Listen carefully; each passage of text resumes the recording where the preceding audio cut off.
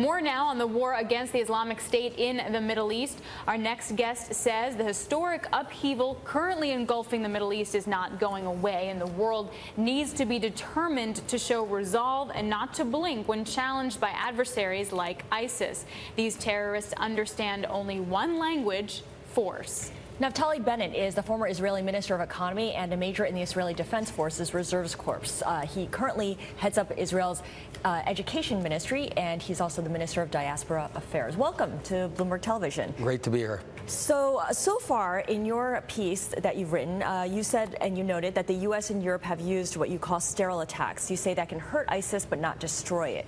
Explain your view on what should be done then.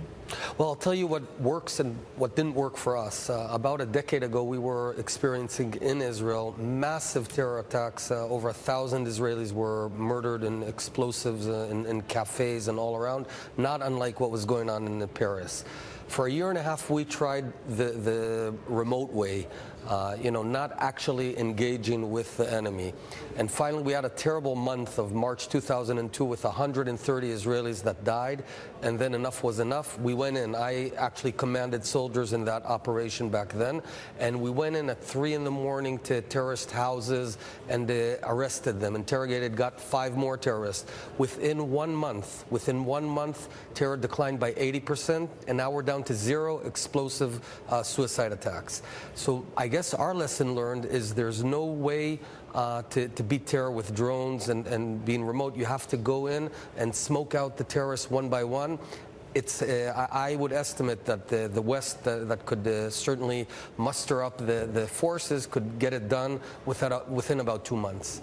Well, one of the distinctions, though, seems to me is that Israel has control over its finances and its troops. I mean, this would be sort of a West-coordinated effort.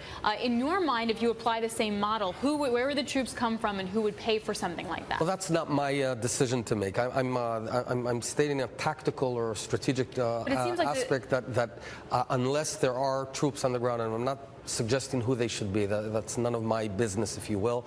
We have troops on the ground because we're on the ground in Israel. We've got, we happen to be surrounded on 2 fronts by ISIS, 1 front by Hezbollah and 1 by Hamas. So we're pretty accustomed to fighting terror.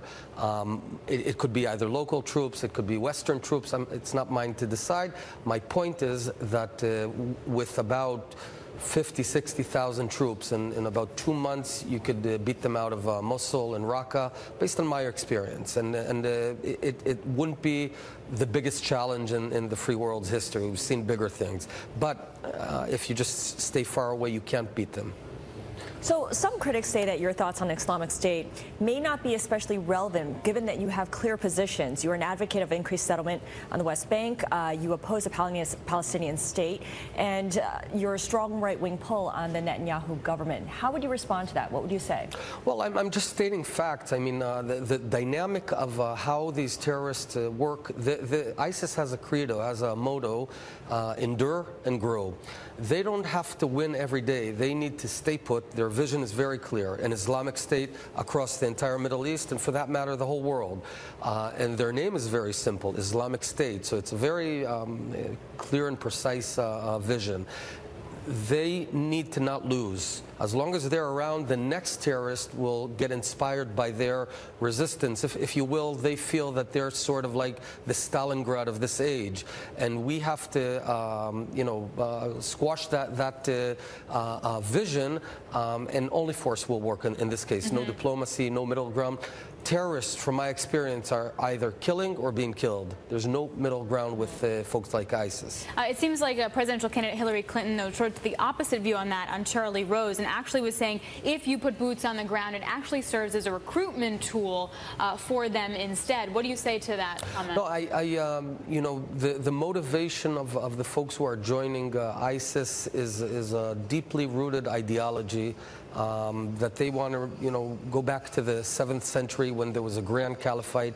They're talking about it. They're very clear about it. We should listen to them. We should believe what they're saying. They have a vision. They want the world to be a caliphate regardless of what we do. I think that addressing it by fighting is the only way to do away with it. Ultimately, another lesson we learned is that when we didn't go into their bases, they came to Tel Aviv and to Haifa and to Jerusalem.